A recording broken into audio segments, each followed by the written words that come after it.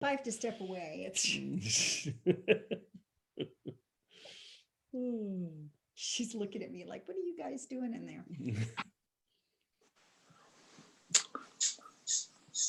Right. Your dog is staring at you. Yeah, Yes, she that's just, a sure tip. She's gonna bark here soon. yeah, she just woke up. He's like, okay. What kind of dog is she? She is an English Cocker Spaniel, Oh, boy.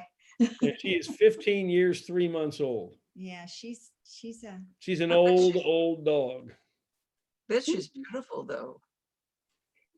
but she's super sweet. yeah, she And is. we're trying, listen, we could have bought terrific art For the amount of, for the amount of money that we've got in that dog, trust me. That is so funny you said that. I just had to take Lucy, our dog. She's a shedding Labradoodle that doesn't look like a Labradoodle because people go always, is she a something water dog? No, like, no, she's just shedding Labradoodle. So I just took her she has a double ear infection and we did an x-ray of her leg because she decided, I don't know, she hurt it somewhat. How it was $270. Just one. that's nothing. Yeah, Chump change. I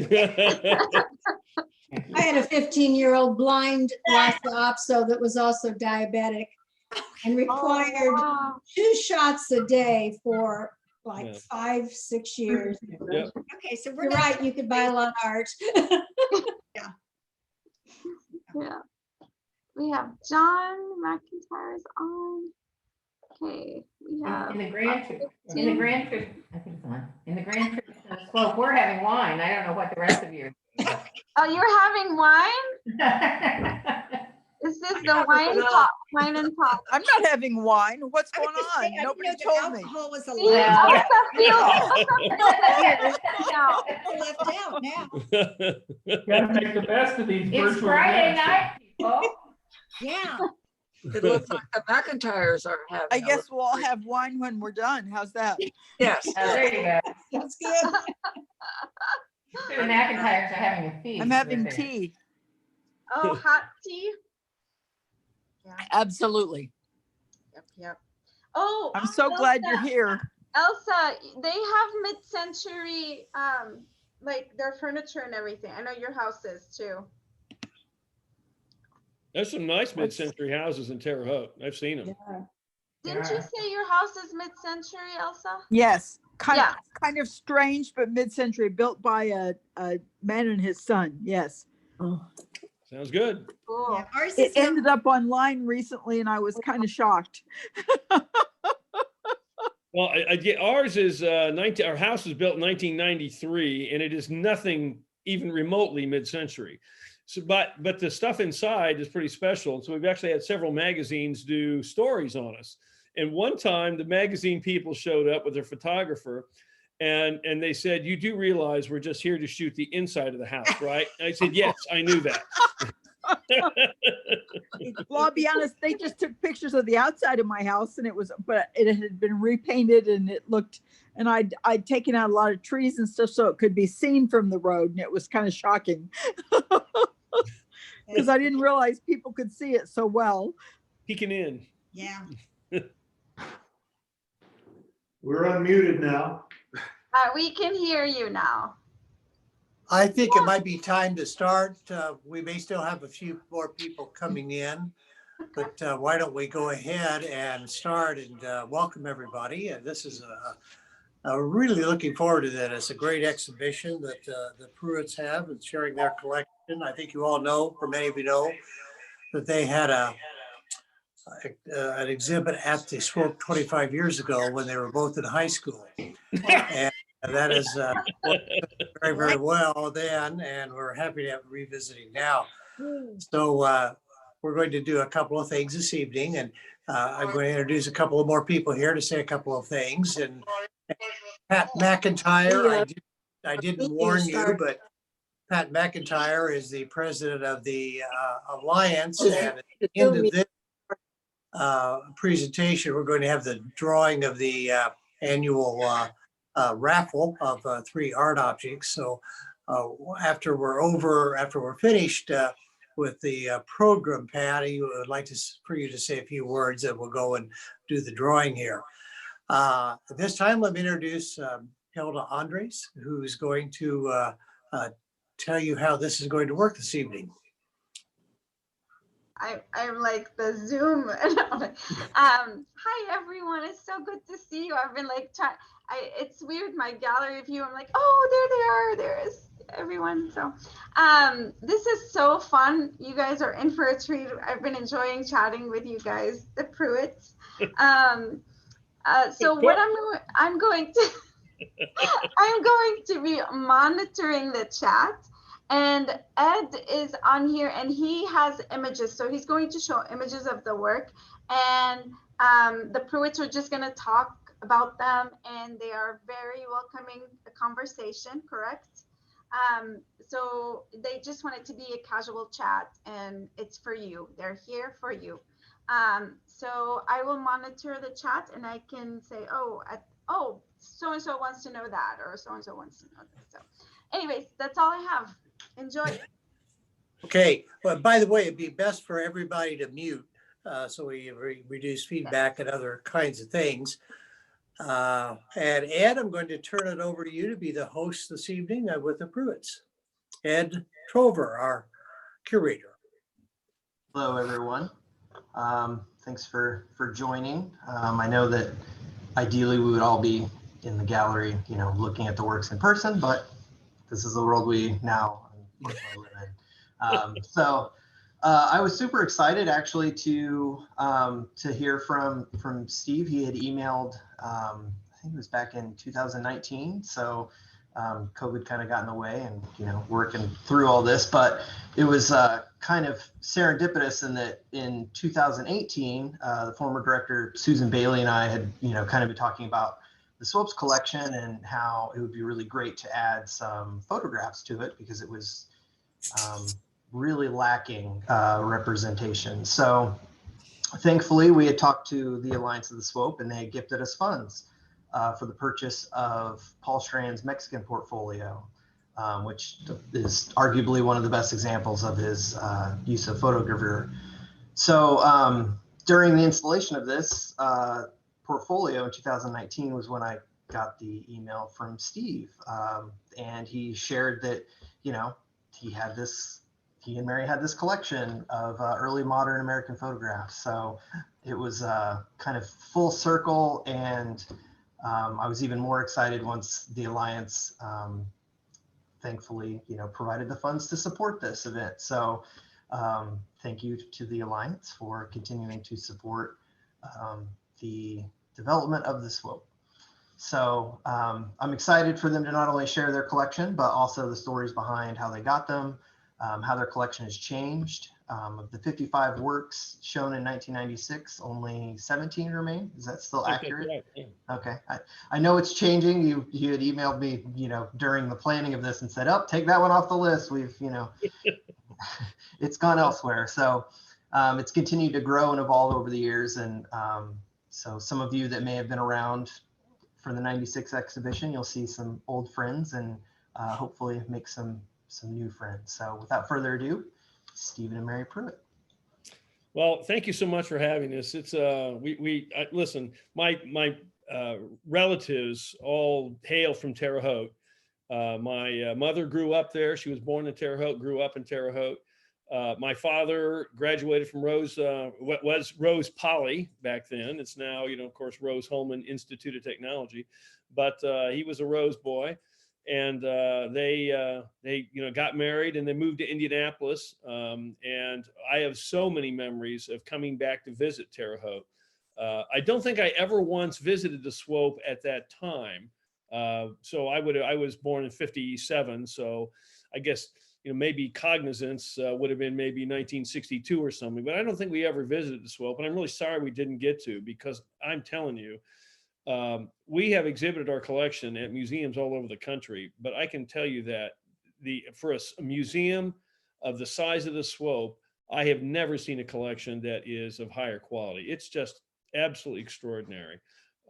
Just some hallmark masterpieces by really significant artists, and some masterpieces by artists that are not household names, but when I see him, I think, oh my God, I love this guy. And this is like the best piece I've ever seen by him. So we're really thrilled to be able to come back to the Swope and share the collection again. It certainly has changed a lot over the years. And it's just a lot of fun for us to be able to do that. You know, it's also a chance to actually paint the walls because there's nothing on the walls right now because it's all with you. But I just like to start off by just doing a little, blurb about how we all got started here. And when Mary and I moved to Indianapolis, I was a professor at IUPUI, and we had a house built there in Carmel. And we, obviously we had nothing for the walls. It was completely blank. And to get away from the kids, we went up to Chicago and stumbled into a gallery. And they happened to have, it was a Rembrandt etching, Durer engraving, and Whistler lithograph show. And we knew nothing about art. Neither of us had ever taken a class in art of any sort. But we knew of those three people. I'd heard of Whistler, Rembrandt, and Durer. I mean, so I was complete ignoramus, but close. And, they really put the high pressure on us to get us to buy something that day. And I'm just a natural skeptic of that sort of thing. And so I resisted the temptation to buy. But we came back to Indianapolis, and I then made a phone call, one of the most fortuitous phone calls of my life. I happened to call the Indianapolis Museum of Art and spoke to the curator of prints and drawings. His name was Martin Krause. And I said, Mr. Krause, I said, look, I'm just a college professor. There's no independent means here. We're not millionaires. Is it possible for us to buy the same things to hang on our walls that you have there at the museum hanging on yours? And he said, absolutely. You just have to go and buy multiple originals. Originals being etchings, lithographs, photographs, things that exist in more than one impression. And I said, okay, great. All right. And I said, well, where do we go to buy them? He goes, next comment was fantastic. He said, nowhere in this state. And so he sent us to New York, and he said, go there. That's where you're going to find the great things. And before we had the chance to actually get to New York, a New York art dealer came to Indianapolis and was showing his wares to Marty and the museum crowd. And so anyway, we went there, and it was really privileged. He goes, would you like to come in and see this and look at the things with us? It was like, what an opportunity. And so what happened was that we were completely, I guess, dumbfounded to have this happening. We bought two things that day, one of which we still own, still one of our favorites, Franz von Stuck's Forellenware.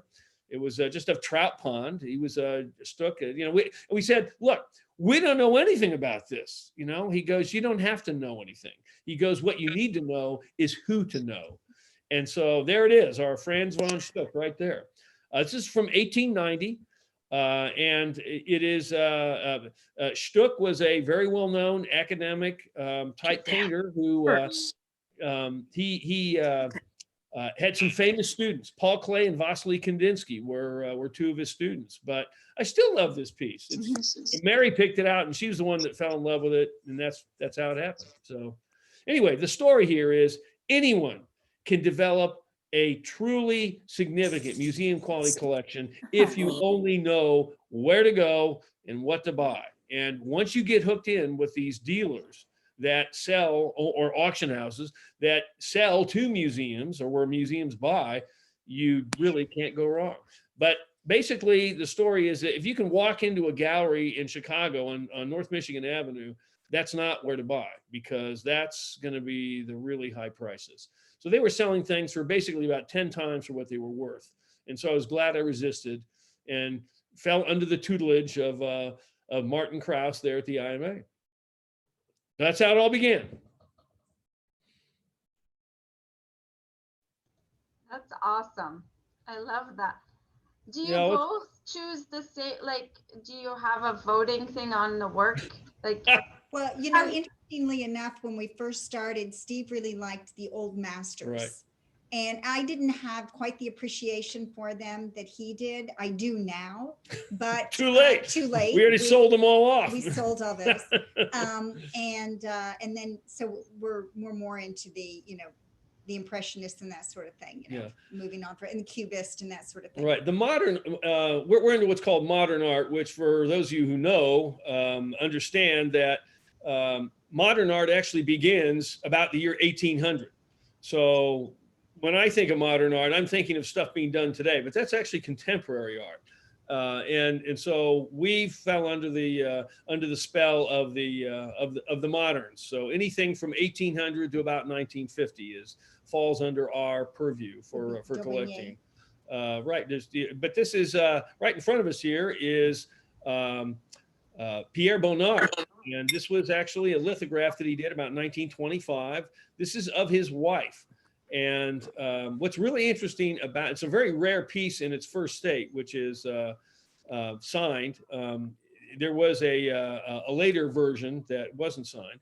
But what's interesting about Bonnard and his wife was that he painted her throughout his entire career. And she aged progressively, of course, except in his pictures. She was always 20 years old. Even when she was 60 years old, she looked 20. He painted her as if she was 20. And so this was done near the end of her life, and he still painted her as if she was 20 years old. I think every woman would like her husband to see her as if she was 20, even when she's 70. And or maybe it's a lot of pressure. Yeah. And also did a lot of bath scenes, right? Right. She actually had a neurological condition of some sort that she was in the tub all the time. And so she was, because she was taking baths because she felt bad, he just drew and painted her in this way in the bath. I mean, he had her trapped, right? I'm not going to go too far in a bath. Yeah, right. That's an excellent point. I hadn't thought about that. Not going to run away. Right? Yeah. By the way, audience, if you have any questions, feel free to just jump in and ask, because, you know, we actually know this stuff pretty well, and we're happy to answer any of it. None of this, I must say, is actual, you know, people are born with this knowledge. Everyone starts from zero. And that's exactly where we started as well in 1989. And we knew nothing. I mean, literally nothing. And people just, you know, grabbed us by the hand and showed us, asked us questions. I have to tell you one really great story about a dealer. The guy's name's James Goodfriend. He's very old now. But one of our, actually at the first New York Art Show, this is the very first thing early in 1989. We went to this show, and we were being taken around by the gentleman who first sold the piece to us in Indianapolis. So he was showing us around. And he took us to Goodfriend's booth there at the Armory, the 7th Regiment Armory, the major place for shows in New York. And we're there, and we saw an Albrecht Dürer engraving, and I just asked him, I said, is this something we should buy? And he looked at me, and he looked at the piece, and he looked at me again, he looked at the piece, and finally looked at me again. He goes, no, this is not a piece for you. He goes, I can already tell you're going to be a serious collector. He goes, this is for somebody who's just trying to chase a name. He goes, there are better Dürers for you out there. And it's just like, that's the kind of dealers that you run into that are selling to museums. And when you fall into this club, it's amazing how the doors open there. I mean, literally every print and photography deal in the United States knows who we are. And because of that, you get a reputation. And there's our dog barking. So my wife's going to go tend to the dog, but I'll continue in her absence. But no, it's really an amazingly small world. It is the last world that is all done by handshakes. And I mean that sincerely. They'll just, one last little story about this. We called a photography dealer once who I just found out about. And I said, I'm interested in some pieces by Minor White, not Minor White, by Wright Morris, and which used to be one of our collecting interests. We actually gave all those to our daughter. But anyway, so she said, well, how did you find my name? And I said, well, through Stephen Bulger in Toronto. And she goes, I'll put a package together for you and send it out. So no money changes hands. She just got a phone call from me. And the next day, $40,000 worth of photographs are in a FedEx package sitting on our front porch. That is the handshake world that the art world really is. It's an amazing thing. Kind of crazy story, but true. All these stories are true. I'll also say to the viewers here, I don't know how, I mean, I have a larger screen so I can read these, but if you see any of the names on these lists and you're like, oh, that artist I recognize, I'd love to hear more or see that work, by all means. Oh yeah, go back to the Martin Lewis there. That was one that we stretched for us. Yeah, this is a piece that we bought early in our collecting careers. This is actually one of our very favorite things. This was done in 1932, I think. And Martin Lewis was with Edward Hopper. Okay, of course, the Swope has that extraordinary Hopper. He was one of the two masters of New York at night. And this is one of his very best pieces. It's called Little Penthouse. We paid $8,000 for this back in 1989, 1990, 91. I can't remember exactly, but it was a long time ago. Today, that piece is selling for like $20,000 to $25,000. So it's gone up a lot. But what's really remarkable is how inexpensive it was in the 60s. In the 1960s, Martin Lewis's were selling for $25 each. And it's because at that time, it was all abstract expressionists. That was the great rave. And realists like Martin Lewis and Hopper were just basically forgotten. And so these things were going for nothing. And boy, we go to antique malls all the time. And our great fantasy for many years was that we would run into a portfolio of Martin Lewis etchings, And so it's never happened. Well, and I think one of the things that one of the lessons that we learned from early collecting and from the dealers, basically they said the important thing is to buy what you like. And so that's a perfect example of that. Somebody might have purchased this in the 1960s simply not because it was the rage, but because they liked it. And they said, if you buy a piece just for the name, you'll never truly be satisfied with it. But if you buy a piece that you like, even if it doesn't appreciate, economically, right, you will still you will have always something love of that great piece. value. Yeah. Right. Mm-hmm. Yeah. So yeah, this was one that it was a terrible 2 weeks because we bought this and our Paul Strand photograph the same, within the same month anyway. Yeah, that was rough. And we really went into debt to do it. So, yeah. but actually, it's panned out really well economically, and they still are two of our favorite pieces, no question about it. I love that one, by the way. That's one of my favorites. It's a beauty. Now, speaking of Paul Strand, this is the other one that we bought that within the 2-week window. And this one has an extraordinary story. Okay, this is an amazing story. We were at a Chicago photography show, and there was a dealer in Indianapolis, now deceased. He was a good friend of ours. His name was Stephen T. Rose. He was actually a Boston dealer who moved to Indianapolis when his wife became a professor at Indiana. And anyway, he was selling things out of his house, which is frankly the way most of these high-end dealers work. And we went up to the show in Chicago, and he had it in his booth. And I said, look, that's, I really like that. He goes, make me an offer. He goes, the deal is that it belongs to 4 different art dealers. And because there was a IRS case where a drug dealer owned this and a couple other photographs, and they were being sold at auction to, pay off his debts or whatever, And so anyway, the 4 dealers decided to not bid against each other. And so because otherwise they'd bid the price up. So they bought it together, and they were fighting over who was going to have the first chance to sell it.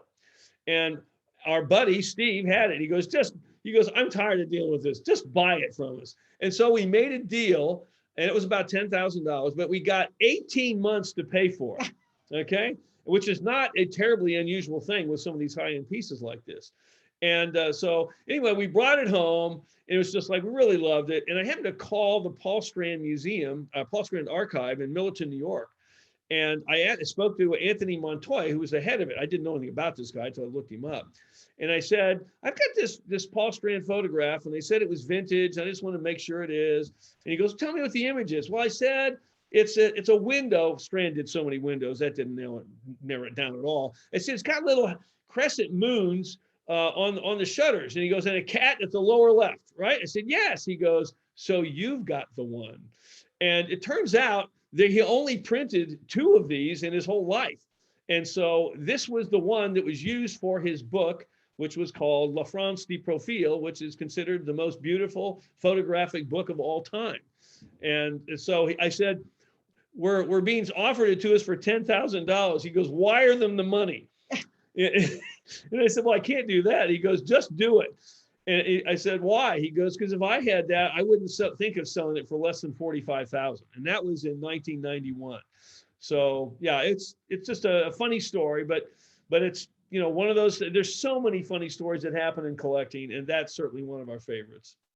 And still one of our favorite pieces.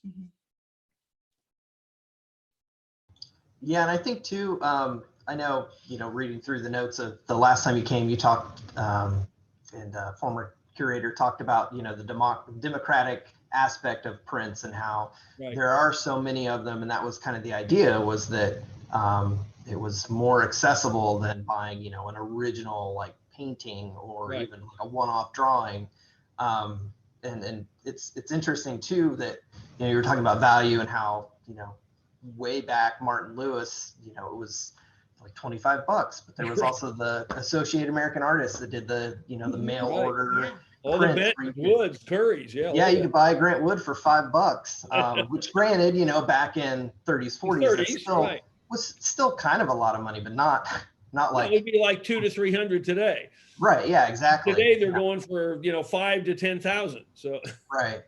Well, and I think that's important too, that, you know, you hit upon the idea of buying something that you like, not just a name, because I mean, there are still prints out there now. There are, you know, print shops that are turning out editions by contemporary artists that are really affordable. You can get, you know, a really nice lithograph for, you know, a couple $100. And it may not be a big name, but if you make that connection, it's not, you know, there are the 2 sides, I guess, of collecting. There's collecting for yourself, you know, and things that you enjoy, versus collecting for what you think it's worth, and, you know, the monetary side. One of the things that I think I could just take a minute here to say, probably 2, maybe 3. No, it's basically people think of prints as somehow being a lesser artistic medium than a painting or a drawing. But I think it's important to recognize that every artistic medium has its own capabilities and limitations. And for example, an etching looks nothing like a painting. You can't make a painting that looks like an etching, okay? Etchings are different. Dry points are different. The closest 2 that exist would be charcoal drawings and lithographs. They can look very much, you know, very similar, but each medium has its own limitations and possibilities. And so when an artist decides to make a lithograph, in this case, an engraving, they will say, oh, I know I want to make an engraving that's going to look like X in my head. I'm not thinking it as a painting. I'm not thinking of it as a drawing. I'm not thinking of it as a watercolor. I'm thinking of it as an engraving. And because they do that, then they're able to make something truly unique. Now, it's true, they can print, once they've made that etching plate, or that engraving plate in this case, they can print multiple copies of it. And that's what is good for us as collectors. It's good for museums. This is William Blake. This was done in 1825. It's from his masterpiece series called The Book of Job. And this is called Job's Evil Dreams. And this one actually is an example that if you happen to look enough, sometimes the blind pig finds the acorn. This one I found, believe it or not, in Kansas City, on eBay. It's just some guy on eBay in Kansas City where we lived. And I bought it for a song. But there it was. He didn't know anything about it. And I got to go look at it in person to verify it was a real one, as opposed to a book reproduction or something. And it was just like, wow, you know, so eBay has great things from time to time. And this just happened to be one of those spectacular buys that happened because I happened to be looking, and it's a major item. William Blake is one of the most important artists of the late 1700s, early 1800s. This was done near the end of his life, but he was just one of the greatest masters who ever lived in the world of art. When Yeah, I and I think- asked Ed about which one from all of them, that's the one he chose. Really, that's one of your faves, huh? Yeah, I feel very lucky that part of my duties at the Swope is acting as courier for works, when they travel, and I had to. Sounds like it's a labor. I got to go to Switzerland to take our hopper on loan for the hopper exhibition that they had there, and so while I was there, I took a week afterwards to kind of make the circles in Europe, and it was during the same time that there was the major William Blake retrospective, and it was billed as like once in a lifetime, and it definitely lived up to that. Because I have a background in printmaking, so being able to see, his hand colored originals and everything, it was amazing. But again, referencing the idea of prints having an innate value that people don't always understand. They don't see it as an original, but you're right. Those are totally decisions that were made by the artist that, he chose to do an engraving instead of, a lithograph. And those are specific to the medium, those kinds of marks, because that's all printmaking is it's just mark making. Can you zoom in on that one, please? Sure. So yeah, being able to, it's a little pixelated, but there it goes. So yeah, being able to recreate those really fine lines, that's a very, characteristic of an engraving. You think dollar bill, like that's an engraving. So yeah, those are all thought about by the artist, or if they're working with a master printer, the master printer is kind of thinking of those decisions and how would this best reproduce for the image. Mary? Yes, what I was going to mention is, interestingly enough, there are several artists that actually did paintings in order to support themselves, and they actually did prints because that was their passion. So when you have the opportunity to buy a piece of a work that's basically a love letter of the particular artist, that makes it even more special, I think. Right. What do you got for us now, Ed? What's that? What do you got for us now? Jane Morse is asking if you could talk about the two whistlers and the white. Which whistler you want first? Gloves or the nude model reclining? Your choice. I want it all. I'll let the Pruitts decide. Nude model reclining. This we had twice, didn't we? No. Didn't we? Okay. No. This is a real interesting piece in that this is James McNeill Whistler, America's greatest artist through the up to the year 1900. He was born in 1830 and died in 1903. And he did lithograph. He did paintings, of course, but he was first noted as an etcher. That's how he developed his reputation initially, as an etcher. And then late in life, he begins working with lithographs. And this is actually a lithograph done by him in his studio. And this sofa that this young lady is laying on shows up in a bunch of his prints. So we actually owned a related version. Okay. That's right. That had the same sofa, but different. And it was just a different image of this woman sitting on the sofa. And you'll notice that she's wearing a little do-rag kerchief on top of her hair there. And this is a woman probably named Heidi Pettigrew was her name. And the Pettigrew sisters modeled for a lot of the artists, particularly Whistler. And what's interesting about Whistler, he invented what he called the secret of drawing. He discovered it in Venice, he said. And the way, and you'll see it as soon as I point out, he would start in the center of the picture, what he considered the most significant spot, and then fill it out from that point so that if he ever stopped, he would have a completed work of art. And so you notice that he never finishes. It's just, he just walked away when he said, "Oh, I'm done. That's enough." And all of his etchings, his late etchings and his lithographs have that same feel. There's no border around it. It's just there. And he signed his name, instead of writing Whistler, he signed his name with what he called the butterfly. And off to her left here, you can see the butterfly signature that was done on a piece of transfer paper. But down below, this is a hand signature done in pencil. And so this is actually what's called the shaded butterfly. And it's typical of pieces done about 1890, 94. So this is just a piece that Mary, we set sadly a world record when we bought this. And it was a terrible auction because we actually set 2 world records that day. But you know, it's a beautiful thing. It's normally in our dining room. I'm looking at the spot right now where it is, but it's not. But it's now with you, and I'm glad you get to enjoy it. But yeah, that's Mr. Whistler. So real quick before we do the other Whistler, speaking of, you know, pulling down artwork, do you put everything back in the same spot, or do you Yes. reconsider? Oh yeah. We have very specific.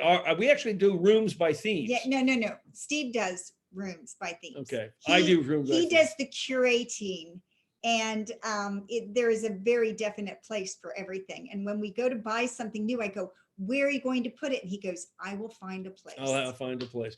What's interesting is that the you know, in the rooms, for example, our dining room is all 19th century.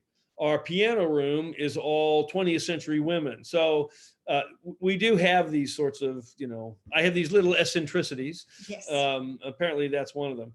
This Whistler here, this is called the leather gloves in English. And this is actually his sister-in-law. And her name was Ethel Burney Phillip. And she became the executor of Whistler's estate when he died in 1903. And so this was done in, maybe it's 1901. I could be confusing him with Queen Victoria. But this is, you know, a lithograph that was actually exists in huge numbers of machine printed versions, but there are a few that were pencil signed by him. This actually, I don't think is ours. This is something you probably pulled off the web. Yeah, some of them. Yeah, sorry, I should have that's all right. prefaced that. Yeah, ours actually was one of the few that was pulled by him by hand, and it is signed down below. But again, this is Ethel Burney Phillip, and this is actually the first thing we saw that we thought about buying at that first Chicago dealer on North Michigan Avenue. And they were trying to sell it for about the price one should have been able to buy one of his real ones as opposed to a machine printed one. So that's just kind of a, you know, you talk to the right dealers, they'll say, look, this was printed in the art studio, in the studio. There was thousands of them printed. It's worth maybe $500, which is, they were trying to sell it for 5,000, which is, you know, it's one thing to pay money. It's another thing to waste money. And that would have been a horrifying waste of cash because we could have bought something really great for that same cash. But it's another great image. Oh yeah. Yeah. you said Minor White, right, Jane? Is that who? Yeah. Okay. Yeah. Well, this is a photograph done by American master Minor White. He was famous for shooting things for what else they were. So this to him wasn't just peeled paint. It meant some kind of thing deeply to him. And I have to say, it does something to me too. I don't really know what it is. There's something about the pattern of that peeling paint that just blows me away. And it's one of our favorite pieces. Certainly one I would grab if the house is on fire. It's certainly one of those. But yeah, this is Mr. White. There are actually a couple variants of this, but it was done in 1959. And it's the official title of this thing's crazy. Peeled Paint, Rochester, New York, 1959. You know, it just goes on and on. So. But interestingly enough, we did not begin with photographs. It took us a little bit of time to actually, because Steve's opinion, and I guess mine too, is anyone can point a camera and take a photograph. You know, I mean, where's the art in that? And then we were at one of these armory shows and we saw Weston's Pepper number 30. Yeah. And it was beautiful. yeah, Mary goes, oh, I really like that. Yeah, it was really great. And, we didn't understand photography at all. Now we do. What's interesting is photography is much rarer than original prints. Most photographs were not printed in editions. There are just a few of them done. 99% of the time, just a few. Like I said, in the case of that Paul Strand, 2 or 3 at the most. And whereas a normal edition would be for like of an etching or something would be somewhere between 20 and 100. So photographs are vastly rare. And what makes these things particularly rare in our case is that we're collecting what are known as vintage photographs. And that is ones that were printed by the photographers right at the time that they shot the negative. Now, the trouble, of course, is that photographic chemistry changed over the years. This was done in 1959. And because of that, there were, over the years, the negative lived on. But papers changed, the chemistry changed. And so they look different. And so the most valuable of the photographs, the most expensive at auctions and things like that, had to do with vintage ones. And so this is one of those rare vintage peeled paint, Rochester, New York, 1959.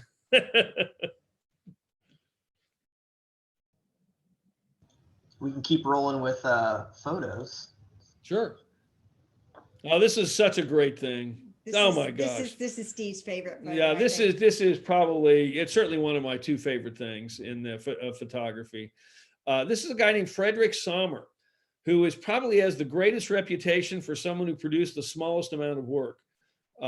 They are mostly done, most of his photographs are these kind of collages. And so he'd make a collage and then he'd take a picture of it and then he'd destroy the collage. This was the result of making a collage. It's called Circumnavigation of the Blood. And the funny thing about this is that I don't know what size screen you're on, but it's actually only about 5 inches by 4 inches. It's a very small piece. And I fell in love with it when I first saw it in a catalog.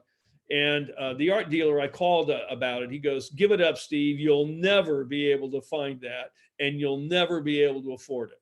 And I said, okay, fine. I guess it was just a pipe dream. Then a recession came around, 1991, 92, we were in a recession. And there was a giant auction at Sotheby's selling pieces off from the Museum of Modern Art's collection. And this happened to be one of those this was in the collection of Museum of Modern Art. And so we actually took out a loan to buy this thing, but we went for it and we got it for less than I thought we might, but it was just like, oh my gosh. So it's one of the few things that we bought at a New York auction, but I'm awful glad we did. It was worth the stretch, I guess is what I want to say. So cool. Jane has a question. Is it harder to preserve a photograph? Okay. All of this stuff's going to go to dust at some point. All right. Everything is going to go to dust. And that is every print, every photograph, it's all going to burn. It's all going to fall to pieces. And the reason it's going to fall to pieces is because the mere looking at an image is damaging it. Light itself destroys everything. When you leave your newspaper out, which nobody gets a newspaper anymore, we still do. When you leave it out in the paper on the curb for a day, you bring it in, it's yellow. Well, that's ultraviolet light that has done that to it. But these things will live on many, many years, centuries. We have protective. Yeah, we use protective glazing or glass. It's actually not glass, it's plexiglass that blocks the ultraviolet light. But the bottom line is anything you're looking at, it's going to be harmed. And that means any painting in any museum, which is why museums control the lighting. It's just like, okay, but the artists, nothing would disturb them more than to think all the work that they poured their lifeblood into is sitting in a vault in darkness and is never being seen. Yeah. That's a real disservice to the works and to the people who made them. Yeah. When we first started collecting, we go to these art dealers and then they had these huge, print cabinets, where they keep all Cylinder the, bins, yes, yeah. And Steve, when we first got them, we weren't hanging them up. He was just keeping them in this drawer. And I said, no, if we're spending money on them, we're putting them on the wall. Yeah, I came around to her way of thinking, and yeah, that's it. So that's the deal. you know? Yep. Well, you're looking at one of the greatest nudes in the history of photography. This is something that I literally have been looking for 30 years at least. This is Ruth Bernhard's most important image. She was one of the great American lady photographers. This is called In the Box Horizontal. There's also an In the Box Vertical that I do not like at all. But this is, it exists there's hundreds of these out there. She's one of those people that just managed to make a name with this, pretty much with this image alone. And she printed hundreds of them, but they're not vintage. They're late prints. There's even photographic, lithographic reproductions of it. I mean, it was just a very popular thing, but I insisted we'd only buy vintage ones. And then last year, literally a year ago, a dealer in California happened to come up with a vintage one. And I called him up and I said, is this really vintage? He goes, absolutely. And there's plenty of proof as to why it is, but it was just like, okay, I need to see it. And that's how we ended up finally with In the Box Horizontal. And I have to say, of all the things that are gone right now, this is the one I miss the most. It's just something about this image is so utterly bewitching to me. I just love everything about it. And this Where do you have his name was Joyce, and she refused to model for anyone else. It was just Ruth Bernhard. Ruth was famous for her female nudes, and she just literally knocked on her door one day and said, I'd like to be your model. And she goes, I can't pay you. She goes, I don't care. And they worked together for a number of years. And this is the iconic image that she created with her. Where do you have it in your house? It is in the living room on the wall, right beneath the Frederick Sommer and right next to our Imogene Cunningham. Okay. Oh, that's one more thing I wanted to say. You know, Ed was asked me, is there a particular way that you want them hung, you know, at the museum? And it was just like, I know how I would hang the show. I don't want to see how I would hang it. I want to see how you're going to hang it. Because when you do that, then new relationships show up, that things I would have never seen. And in point of fact, the last time we did the Swope show, the curator at the time hung them up in a way that I'd never thought of. And I saw that there was like 4 images had the exact same pose that I didn't really realize. So it's like, oh my gosh, I guess I do like that pose. So that's the sort of thing that happens. So why do you not like the horizontal, the vertical one? It's just too graphic, honestly. It's much more of a graphic. This is nuanced. This is nuanced, and the other one's just more graphic. It's just not very attractive, honestly. If I put the two up, it's not famous. This one is, and there's a reason for it. This was her best image. Yeah, this one seems less forced as far as, you know, composition, and it's right. It's the other one is far more symmetrical, I guess. Yeah, does, you know, and honestly, if you gave it to me, I wouldn't keep it. I'd sell it. I just don't like it at all. But I love this one. In fact, we have one more payment to make. Yeah, I was going to say, in fact, it's almost ours. Right. Yeah, really. It's we've 90% paid it off. We'll be paying the last 1,000 on March 1st. So this is a great guy to start with. All right. This is a guy I recommend highly for people if they're interested in collecting. This is one of the guys that I'd start with. His name is Albert Barker. Born in 1847, died in 1874, died in 1947. And he was started his career, studying at the Pennsylvania Academy of Arts, but he was found to be colorblind. And so he was unable to do paintings. And so they said, well, how about charcoals? And so he did, pastel, black and white pastels and charcoals. And then he discovered lithography. And that became his burning desire. And so his lithographs are, we saw them at our first New York show. Put up Ridge Farm, which is my personal favorite. This one, we saw a number of Barker lithographs at this first New York show, but the guy who was showing us around didn't know anything about American art, so he didn't know anything about this guy. And, but I came back to the, talked to Marty Krause, the curator at the IMA. And I said, there was this guy I kept seeing, and everything I saw by him, I loved. His name was Albert Barker. And he goes, would you like to see our Albert Barkers? And I said, well, yes, I would. And so he showed me, this is the first one he showed me. And honest to God, it literally took my breath away. And I said, I have got to find that. Well, this is before the baby, the long distance was cheap.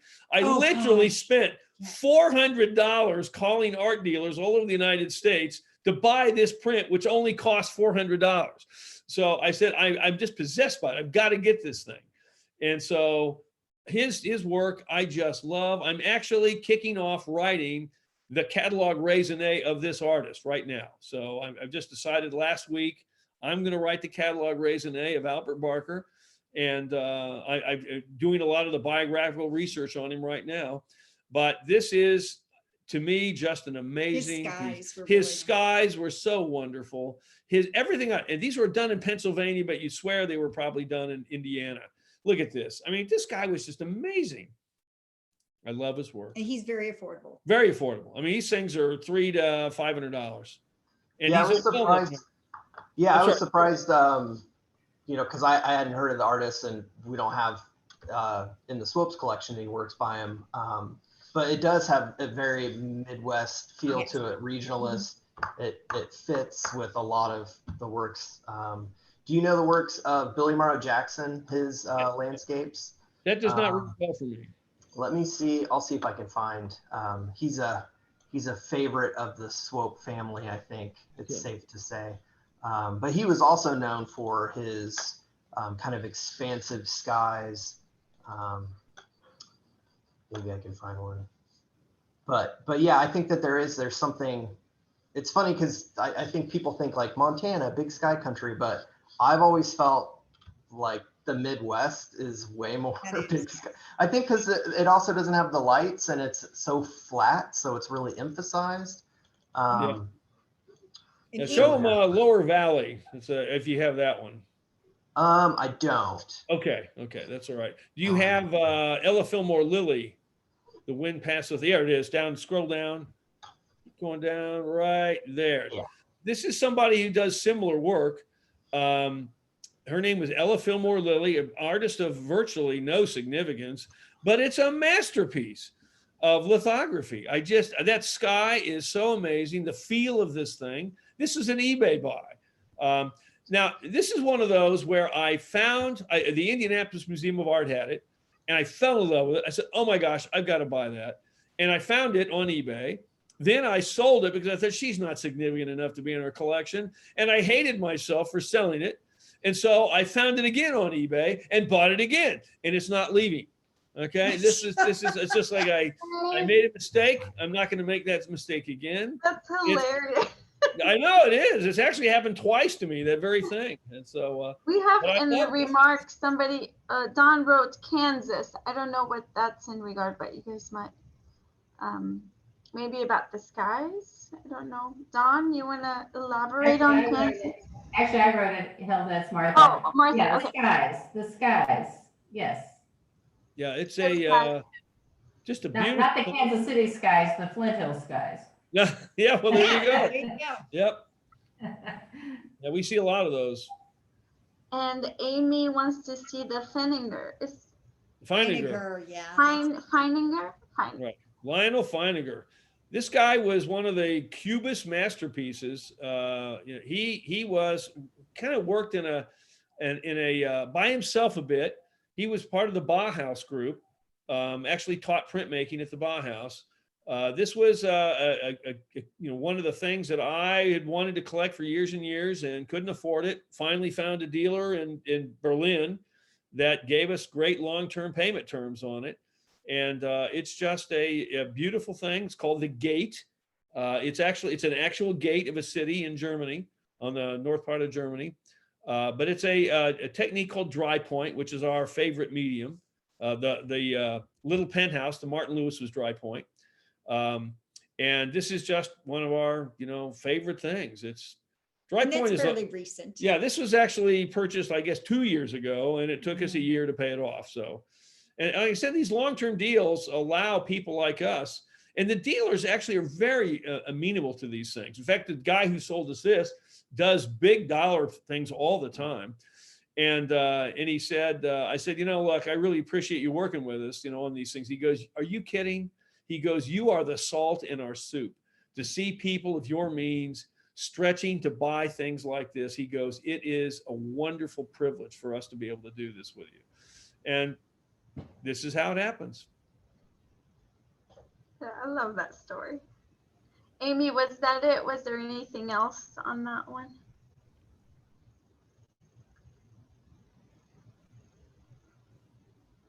No. Okay. We have the Vlone dry point. The other cubist one, that yeah, let's see ground here. sword. Oh, they appear to be in alphabetical order, so no Vlone. Okay, no problem. Let's scroll. Okay, let's talk about a guy that nobody's ever heard of, unless you're, and that is Albert Bellaroche, who was one of the great. We don't own that one, so get that one off. Okay. It's past time, but There we go. so we're not This is a on it, but lithograph. who's talking about their paintings? Yeah, this is a guy who was the studio mate of John Singer Sargent, the famous American painter. And Bellaroche was a very wealthy English gentleman, came from a very wealthy family. And because of that, he considered selling his art really low class. Okay, Sargent was not wealthy and he loved to sell stuff because he needed the money. But Bellaroche did not. And so he sold very few things. And so very few of them actually were ever printed. But he, the great thing is said, well, Sargent, you can see the influence of Sargent in Bellaroche's work. And he said, they said the influence went the other way. Bellaroche influenced Sargent rather than the other way. And so he did these marvelous lithographs of the Belle Epoque women. And I tell you what, he certainly had a way with the lithographic crayon. He did a few paintings, but very few. This is one I've looked for literally 30 years, just found it recently from a dealer in Chicago. And it was just like, oh my gosh, there it is. And so these Bellaroches, he's actually the artist we have most in the collection. I think there's 10 Bellaroches now. Of our 80 pieces, 10 are Bellaroches. Something about the feel of his ladies that he did. This one, of course, Woman with a Small Dog is the English title, but what an image it is. Do we have any other Bellaroches there? So, Do you have them hanging together? Well, I'm sorry, say that again. Several of them are together, but not all of them. Okay. well, I don't know where they are in the museum. No, I meant. In the house. Home, We actually, home. yeah, this is in a room with one other Bellaroche, and there's like 5 in the piano room. So we don't have them all hanging together, but Mm-hmm. What else you got there, Ed? Bellaroche wise. Yeah, that was the other one you didn't have. So we don't own that one. I don't know where you found that one. It's certainly not part of ours. You get a demerit for that one. Well, okay, go down it's to hard to take images of works behind glass, and I wasn't about to remove them from the frame. Oh, that's all right. Yeah. Scroll down to Bouhot's Pier in England. Yeah. Okay. All right. This is a French impressionist named Felix Bouhot. And this was done in 1879 at the very height of Impressionism. And the story on this, we actually bought one of these and gave it to our daughter. I felt so terrible for having given it to her because I missed it so much. We bought it again. And so now our other daughter at some point will inherit one too. So, but not yet. But not yet. No, I'm not giving it up now. But there are, in point of fact, 75 of these. This is a dry point etching. It's got like every intaglio technique you can throw at it. Aquatint, dry point, roulette, etching. It's just all over the place. He liked to experiment. He really was a great experimenter. It's just that rich stuff that looks kind of furry. That's the technique called dry point. And it is bewitching. The technique was invented by Rembrandt in the 1600s. And all of the great Rembrandt etchings are loaded with rich dry point. Unfortunately, that was in the days before something called steel facing, So there are very few Rembrandts that show the great rich dry point, but steel facing, which meant electroplating on the surface of the copper plate so they could print more of them, was done in the starting in about 1850. And so you could get many copies of dry point. Otherwise they would just, get you flattened out, because dry point is actually above the surface of the plate. And It's like burr. it's like, yeah, just like a little furrow when you carve into the copper with a diamond pointed needle, but it holds the ink so beautifully, but it flattens out after like 10 impressions. And so that's why, you'll find a lot of buhos with great burr because of the steel facing. And the symphonic margins. Right. Yeah. There's the margins off to the left here, which Buho was famous for putting these on his prints. And he was showing you that either there was something else involved that same day, or to trying to evoke a mood. And this is one of those called anecdotal margins. So there were other things happening at this particular scene. If you have the other Buho, La Falaise, okay, this one has the symphonic margins, which was trying to instill a feeling or mood. And this one you can see actually was printed in 2 different colors. There are actually 2 plates involved, the larger plate on the outside and then a smaller plate. And so the One's symphonic brown, margins were printed in black, and the main image was printed in brown.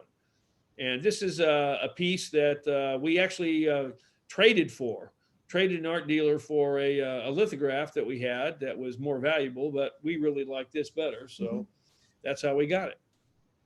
And it hangs in the dining room, the 19th century room. This is the dining room, but we're not missing any art because we aimed the camera so you can't see the blank walls. Does anyone have any questions? I'd be happy to answer them. Shut me up here. Hey, I'd like to ask a question, Stephen. You've been doing this for more than 25 years. Yes.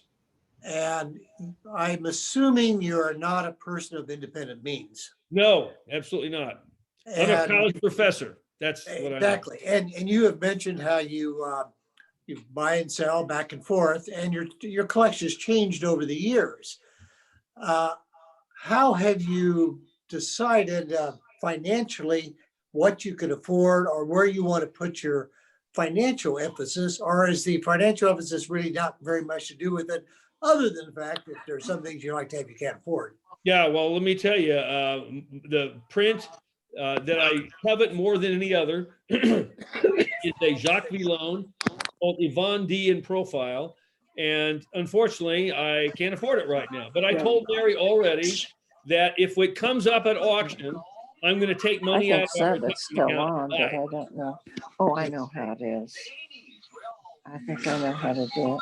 Well, Except I can't see these. Something that's nice about sweating for art is a lot of times, you have money and you just spend it on this, that, and other. Because we're always stretching to buy art, if we ever need to, and we've done it before, we peeled things off the wall and sold them when we needed to, like when we needed to move and we just didn't have, an extra, $10,000 or whatever. So it's like, we've used it that way. But the lovely thing about it is hopefully it will be passed on to our girls. Right. But it is one of those things that you purchase that is liquid, and you can, if need be, liquidate and yeah, it doesn't mean you'll always get your money back exactly. In some cases, we'll get much more, but we didn't buy them for the money. We bought them. We wouldn't spend this kind of money on them if we didn't at least have a chance to get that money back. Well, and and that's the other thing. And there's a particular artist that you may or may not have images of, Zorn. There was a time when Zorn was very, very popular, and we stopped buying it because basically, what was the legislation? Yeah, there was he's from Swedish artist. In fact, he's Sweden's greatest artist. And there was a law passed in Sweden that importing Zorns back into Sweden, you repatriate him. They were given a big tax credit. So Zorns went through the roof. And we just stopped buying Zorns. And now they're no longer doing that. So they're now affordable. This one actually showed up on eBay. Very rare thing. This is actually the sculptor Auguste Saint-Gaudens, who was I don't know if the Swope has anything by him other than maybe a coin or something. He was famous for designing the Walking Liberty coins, and he did lots of sculptures, Chicago, New York, places like that. A very well-known sculptor. This is his model, and apparently his mistress as well. And Zorn just happened to be in the studio when they were working, and so he etched Mr. Gaudens. And he was most famous for his ladies, of which we have several. I think 7 different Zorn etchings. Yeah, Sunsplash nudes. His Sunsplash nudes. We only have one of those. Oh, this is a marvelous thing. And this was an actress. This is Gerda Lundquist. She was a Swedish actress, and she is the part of. Good gosh, I can't remember what the part she's playing in. But look at that work on that. I mean, he was famous for these incredible slashing lines. One critic said, "As the match strikes the side of the box," and he etched them very quickly. But they don't read really well right on top of them. You step back about 5 feet and it's just like, wow. So I just, like right there. I mean, that's just I'm sorry, that's a beautiful thing. How many pieces from the Swope show 25 years ago do you still have? 17. Yeah, there was, I think, 55 at that time. There's now, of those 55, 17. And a lot of that happens to do with, sometimes running into trouble financially, but most of the time it was just changing of emphasis, trading up, as it were. And so that's how it happened. Well, and some of the actual original ones have been given to our daughters. Right, actually, a number of those. So we've probably given 20 or so pieces, a pretty good chunk actually, from that original, Swope show, been given to our daughters. And so they're at some point they will inherit the rest of them. We hope we don't have to sell them off. Times to come, we're destitute, but I'm sure some of them they won't keep. The Heckle, if you pull up the Heckle, if you have it, I want to see this. God damn it! There it is. That Heckle there. Is one of my favorites, but the daughters don't like it. So I'm guessing that one's going to get sold off at auction. They might feel bad when I'm gone. Or maybe donate it. Yeah, okay, you could donate it. Donate it to a museum. Right. Yeah.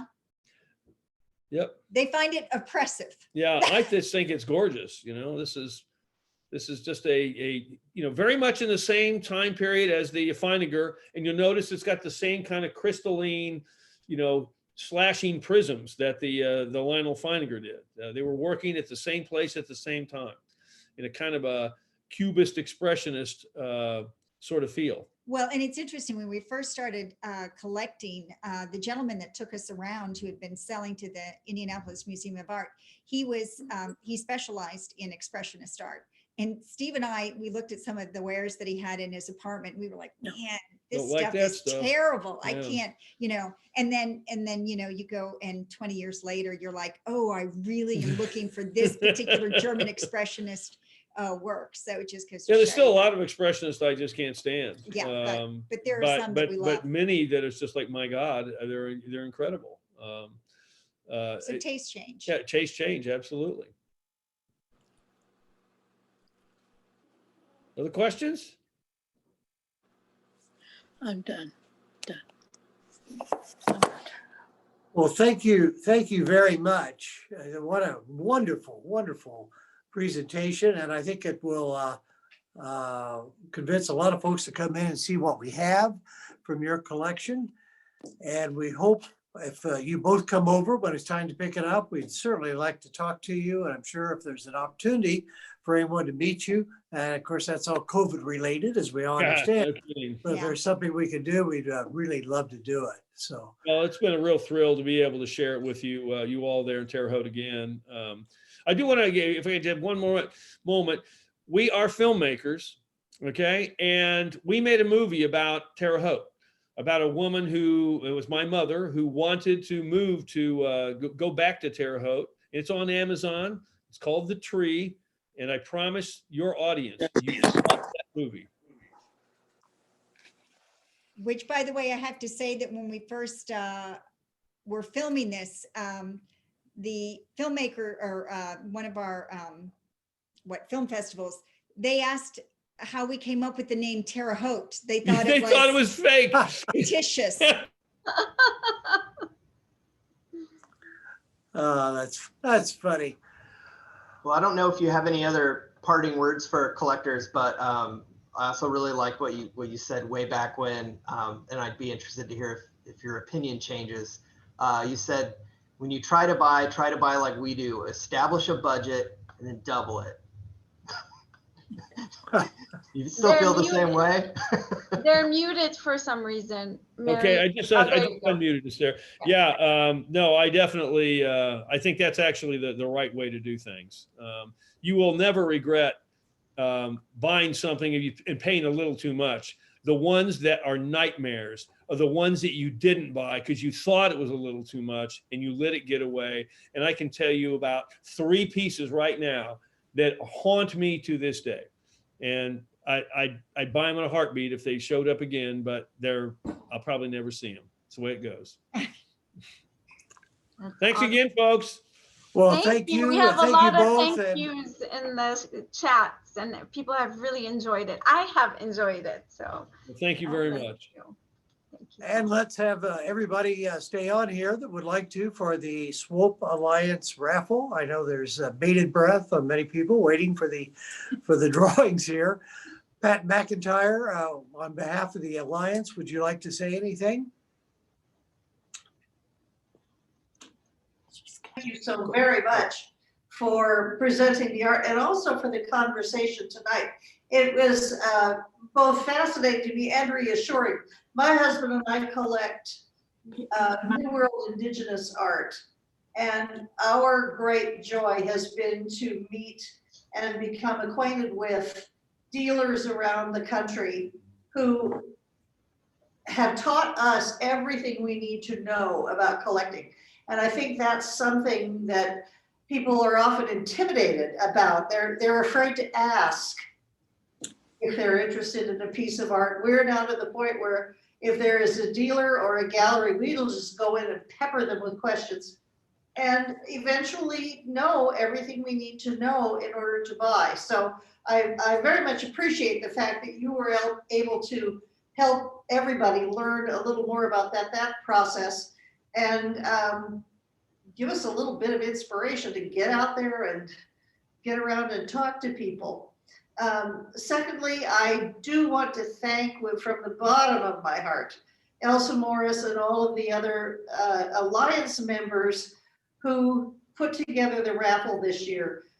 This has been an extraordinary year for all of us. Their creativity, their interest in making this succeed, and the work they did has been remarkable. We have made a very respectable return, and I am delighted to now turn it over to the people who are doing the drawing, I presume Nancy and Fred, and see who has won these absolutely exquisite pieces that have been put up for raffle this year. Well, thank you very much. And Nancy, what's the take on this? How much did you make? It's a little over $3,200. Well, how about that? That's great. Well, you know, especially this year, it's so it's amazing that this is that you're able to do that when we have so much difficulty in seeing people at all. Well, I get the pleasure of doing the drawing here. You see the pieces in the background here. There we go. Oh, yeah. And the first piece we're going to draw for is this bowl. It's by Alex Suzuki, well-known bowl maker and woodworker.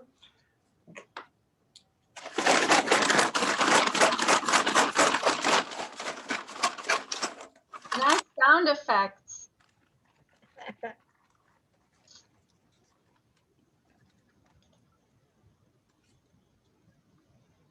And the winner is Al Ruckriegel. Woo! It may end up at the new housing on South 7th Street there. Hope Maison. The second item is this piece of jewelry here, a beautiful necklace. And the artist on that is by Marilyn. And this is her card and the information there. Does it show up okay? Okay.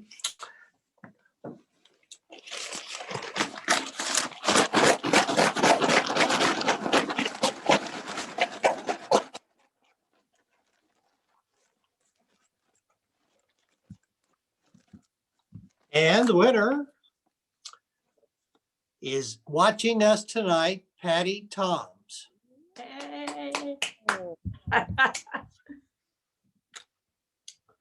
Congratulations, Patty. And our last item is this wonderful piece of work on handmade paper by our own Catherine Knight, who's always so generous to us and so helpful. For your information, thanks to the good intercession of Elsa Morris with a good friend of hers, we have now several of the Catherine Knight works from the same period, which are handmade paper and metal pieces on it. And we're going to do a show at that at some point, probably next year. So.